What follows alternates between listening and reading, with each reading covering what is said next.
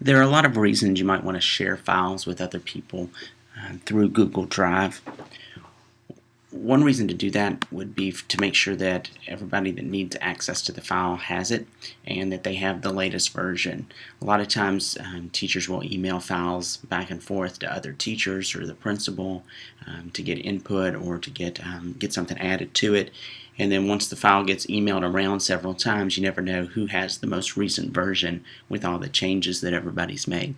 Google Drive makes that easy. You have one file in your Google Drive account and you can share it with the other people that need to see it or edit it.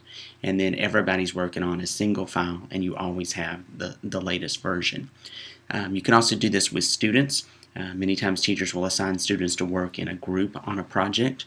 So you might have students in groups of 4 and you want them to brainstorm a list of ideas for a class story or something like that, or to be working together to define vocabulary words, something like that. What you can do with Google Drive is have one student create the file, share it with the others in the group, and then they can all edit that file and look at it and work on it at the same time. But it doesn't have to be limited to just 4 students. You could have a file that you create as the teacher, share it with everyone in your class, and then all students could see that file, and if you give them access, they could all type their ideas on it, and so you could do whole class projects through Google Drive as well. So let's look at how you would create or how you would share one of your files with someone else.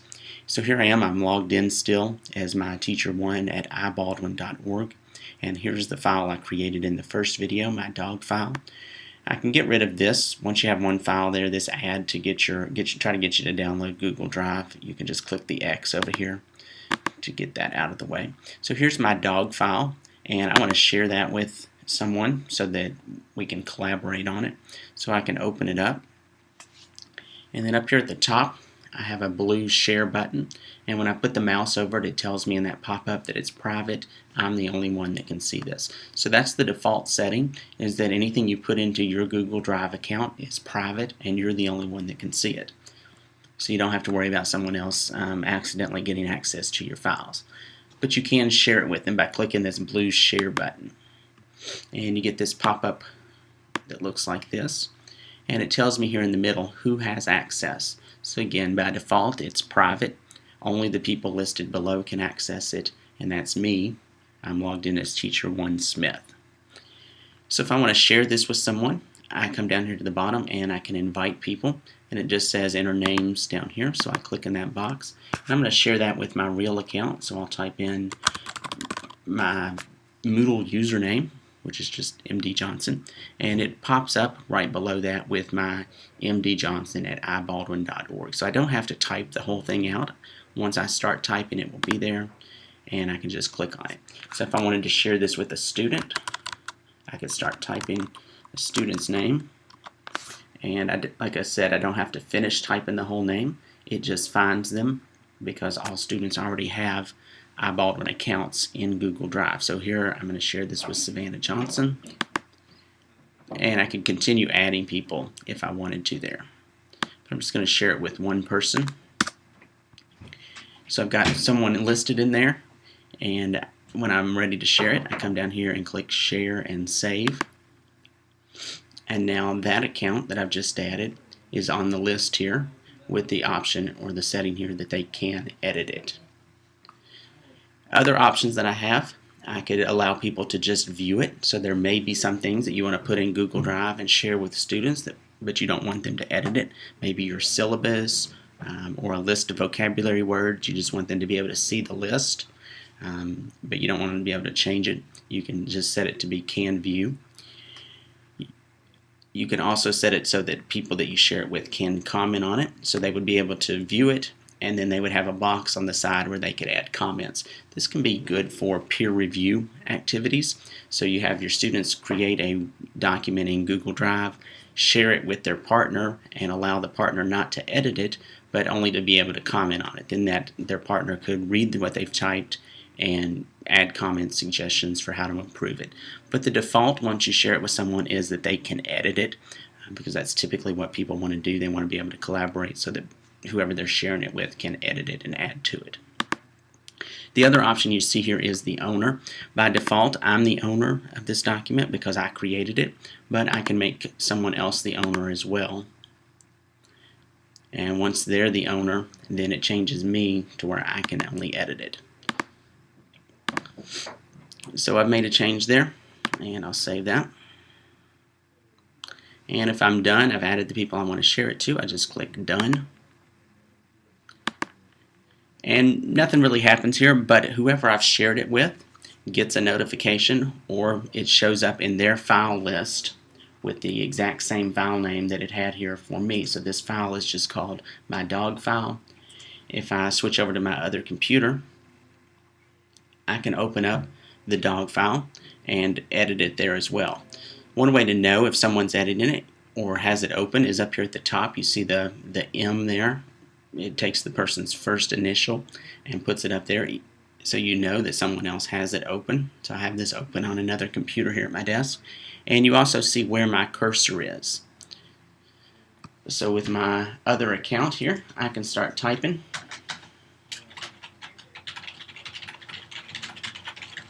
And it just shows up right there. So we can with both accounts, both computers, we can be typing at the same time. And Google works its magic in the background somehow, and everything syncs up. So you can do this here with, I've got two people accessing the same file, but it works exactly the same way if you have 2, if you have 4, or if you have a whole class full of students all adding ideas to the same file. Now another way you can share, instead of sharing it with specific people, which could take a while, I'm sure you have probably 40 or 50 students in a class sometimes, or if if you're in a middle school or a high school, you may deal with 180, 200 or so students all day long. If you want to share something with all of them at once, that would take you a while to get all those names typed in. So another way you can share is come up here to the blue share button again. And instead of typing specific people down here that you want to share it with, you can change this option in the middle here that says private. Only the people listed below can access it. So instead of having to list everyone here that I want to access it, I can click this change link here on the right, and I've got some other options. The default is that it's private, but I can also change it here. So I could make it so that it's public on the web, meaning anybody that could find this file could look at it. Anyone with the link means anyone that I send the link to this file to. Anyone at Baldwin County Board of Education can find it, or people at Baldwin County Board of Education with the link.